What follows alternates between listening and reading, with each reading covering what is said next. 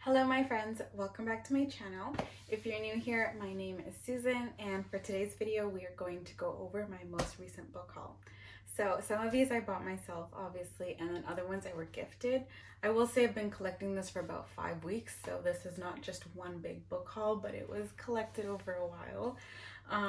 But yeah, I just wanted to go over it. I don't even know how many books are on here, so 1, 2, 3, 4, 5, 6, 7, 8, 9, 10, 11, 12, 13, 14, 15, 16. There's 16 books on here. That's a lot. Oh my gosh. Okay. Let's just go over it. Some of these I have read, I will say. I bought them and I read them right away. So I'll let you know if I read them. I'll give you a little snippet of what I think. But yeah, let's just get right into it. So this one is called First Down. It is by Grace Riley and I'm loving it so far. So it's with James and Bex. It's dual POV, college romance, sports romance, enemies to lovers, like little enemies to lovers, and then like fake dating to real dating. James is the football captain and Bex is a photographer, and they're both taking the exact same class. Bex is the smart one, so she says that she's going to tutor him, but her ex-boyfriend is on the football team and he won't leave her alone, and so she's like, well, you're the captain, so let's pretend to date and he will leave me alone. So that is the trope. That is the gist of this book. It's so good. I have like 100 pages left, and then I'm gonna read book number 2. So we get introduced to, this one's Cooper's book, which is James's brother. And so I'm just gonna read the back. A secret friends with benefits arrangement with the coach's daughter shouldn't have a shot in the dark of leading to more. Looks like it's dual POV as well.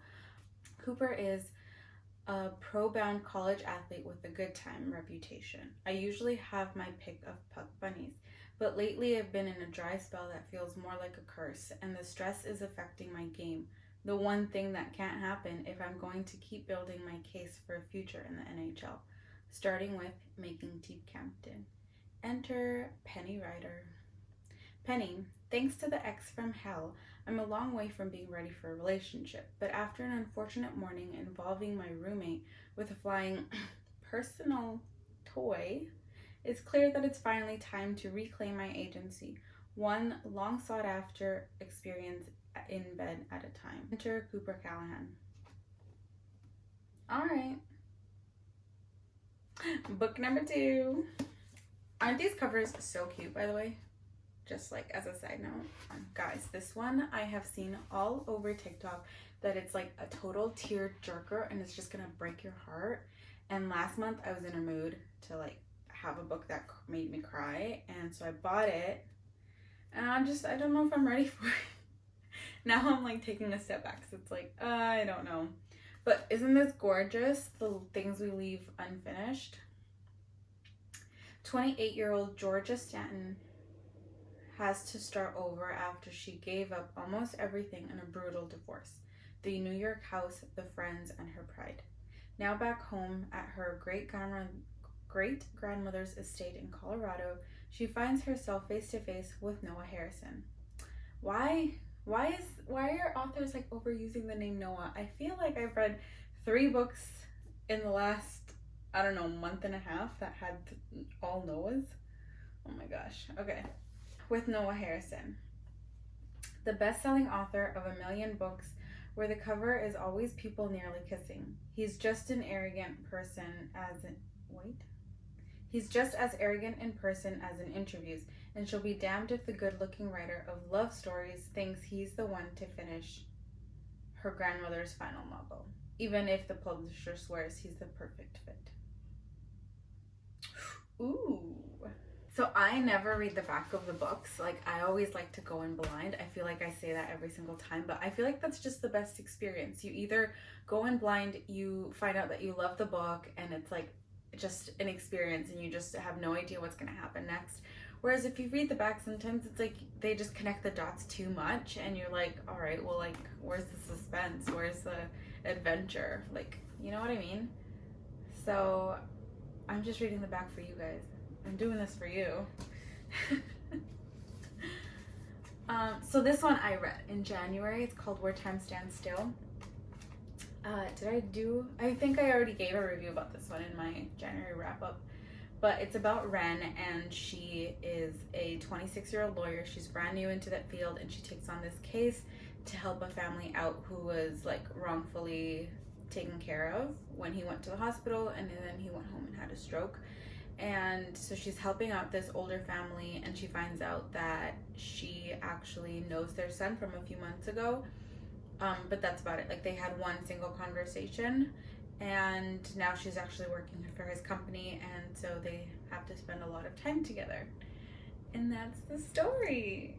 I love it. It's really, really good. If you do want to cry or just read a wholesome story, like, this one's really, really good. And it's not that spicy. I think there's like 1 or 2 spices. Like, it's very minimal in spice. Oh my god, I love this book. I love this book. So I bought this one in January as well, and it's so good. It's so cute. So it has to do with Rosie and Lucas, and I did not know that this one was the second one to the Spanish Love Deception. I'm pretty sure I spoke about this one in my January wrap up as well. But this one, it's so whole. Like, guys, it's so cute. It's so cute. If you love the Spanish Love Deception, this one's like the follow-up to that one. And this one, it's friends to lovers, one bed, sharing a studio. She's like having family issues, family crisis, and he's like hiding an injury that he just doesn't want to bring to light. Yeah, it's really, really cute. This one was a 5-star for me. This one was a 4.5 for me. I literally picked up this book because I saw a reel about it, and that was all it took. That was all it took for me. So let's read the back. Josie Mayer fled Fern Grove after a scandal that rocked the town, turning her back on her friends and family. She disappeared with no contact, no forwarding address, and abandoned the only life she knew. Now she's back and has to face the life she left behind. When Josie runs into her ex-boyfriend Nick and Harley, the boy who stole her heart, she is faced with the pain and heartache of a past she's desperate to forget. Josie must make a choice in doing what's best for her or risk repeating history once more. Oh my god. Is it dual POV? Oh my god, it is. This one sounds so cute. Oh my gosh. I'm gonna put this one high up on my TBR for March. March TBR, guys. It's better than the movies. Oh my gosh, I love this book. I finished it in 2 days. Like it was that good. I made time for this book, okay? I loved the, what is it? The like quotes from movies at the beginning of every single chapter. Like, who doesn't love that? It's so cute. So this follows Liz and Wes, and they're neighbors. They're like childhood friends, and they always like butt heads and get on each other's nerves, but secretly Wes only does that because he's always liked her, whereas Liz is like a total complete romantic, and she thinks that like another guy is just gonna sweep her off her feet and be the one to, you know, finish the love story. And then when she finally realizes that Wes is the guy for her, she gets so lost, because it's like, what, how could I have been so blind to the guy that's right there, the next door neighbor trope. It's so cute.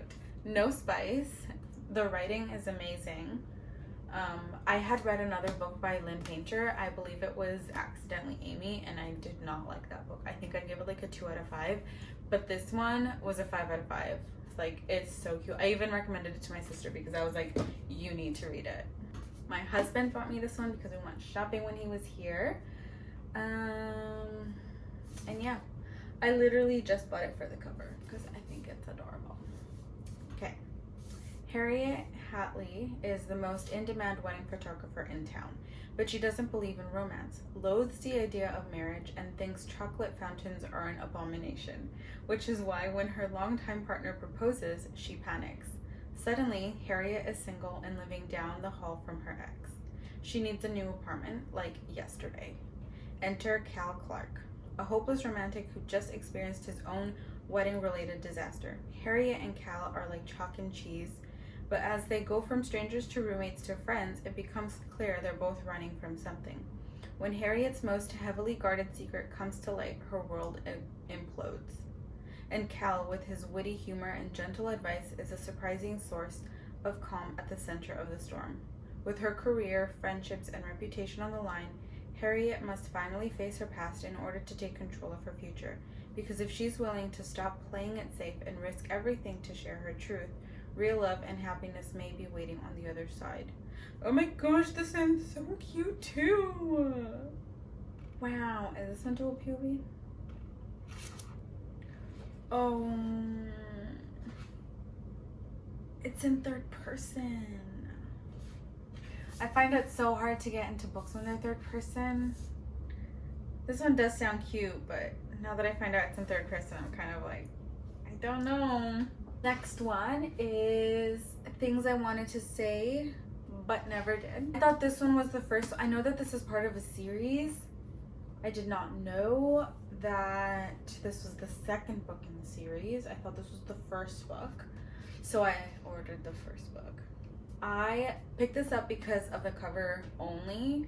But yeah, wow, this book is a fatty. It's almost 500 pages. Whit Lancaster burst into my life like a storm. Dark and thunderous, furious and fierce. Cold, heartless, and devastatingly beautiful, like the statues in our prep school gardens. The school with his family name on the sign. He can do me no wrong. Wait, what? He can do no wrong here. This is his domain.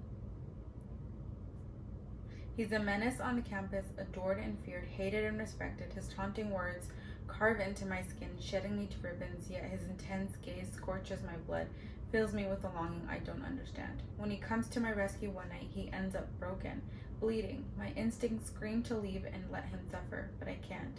I sneak him into my room, clean him up, fall for his lies, let him possess every single part of me until I'm the one left gasping. Broken mess. Oh, dang. Then he leaves me alone in the dead of night, taking my journal with him.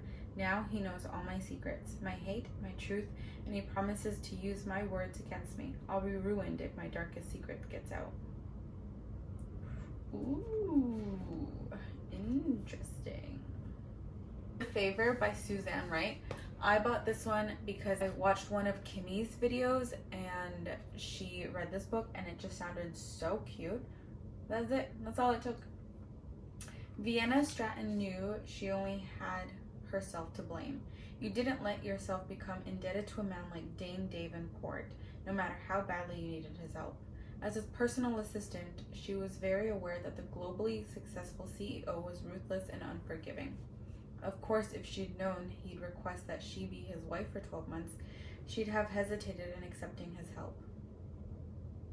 So, marriage of convenience. So, my next two books are by Jewel E. Ann. I bought this one and I actually got gifted this one. Okay, so this one is What Lovers Do. Shev's found the female version of himself and he thinks she's perfect. Perfectly unavailable. Everyone loves Shev, the charismatic employee at Scottsdale's newest pet store. He has shared custody of his 2 dogs with his annoying ex-wife and a smile that can disarm most women. Except Dr. Sophie Ryan. What starts out as a disastrous first meeting involving a coffee catastrophe and mistaken flirting turns into an unconventional friendship. The problem? Sophie's taken herself out of the dating pool for a mysterious reason, imprisoning Shep in a friend zone for eternity. A comedy romantic. A romantic comedy. This looks so cute. Oh my gosh. Even the cover is gorgeous. Look at this. I never saw him coming. I didn't know what would happen after my client found me sleeping in my car. I'd been cleaning his house as his wife was dying. I didn't expect them to invite me to live with them. I didn't expect Susie to become my lifeline until she was gone. I didn't expect him to ask me to marry him when he found out I needed medical insurance. I didn't expect to fall in love with the grieving man. There are so many reasons to keep my distance from Zach. Every tender moment secreted away. When we're not together, I miss the man I call husband. Does he miss his wife? If so, which one? Oh my god! March TBR. I've talked about, it's pretty popular. So I'm pretty sure this is Marriage of Convenience 2, Grumpy Boss romantic comedy. Dominic, I got fired. Okay, so I'd had a bad day and took it out on a bystander in a pizza shop. But there's nothing to more about Ali Morales. She proves that on the first day of her job, which just happens to be in my office, and I can't fire her because it's my mother, the CEO, who hired her. So maybe her colorful, annoying, inexplicably alluring personality brightens up the magazine's offices that have felt like a prison for the past year. Maybe I like that she argues with me in front of the editorial staff, and maybe my after-hours fantasies are haunted by those brown eyes and that sharp tongue. She's working herself to death at half a dozen dead-end jobs for some secret reason she doesn't feel like sharing with me. And I'm going to fix it all. Don't accuse me of caring. She's nothing more than a puzzle to be solved. If I can't get her to quit working here, I can finally peel away all those layers. Then I can forget all about the dancing, beer-slinging brunette. Ali. Hold my beer, charming. March TBR. Excuse me.